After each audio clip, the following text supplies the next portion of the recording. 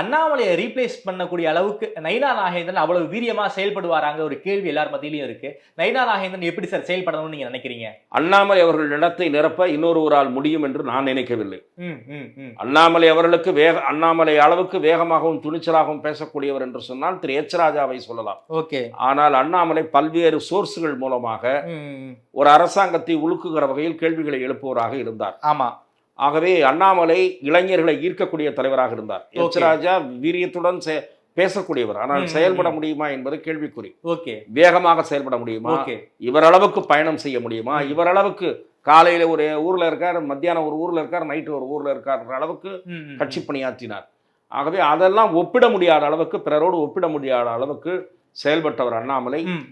அண்ணாமலை அவர்களை திரு நாயனார் நாகேந்திரன் ரீப்ளேஸ் செய்ய முடியாது.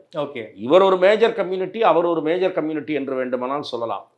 ஏற்கனவே மேற்கு மண்டலத்தில் கட்சி வலிமையாக காலூன்றி வருகிற காரணத்தால் தெற்கே இப்போது வளர்ந்து வருகிற நிலையில் தென் மண்டலத்தில் பாஜக வளருவதற்கு நயினார் நாகேந்திரன் அவர்களுடைய நியமனம் பயன்படுமே தவிர இவரையும் அவரையும் ஒப்பிடுவது சரியாக இருக்காது.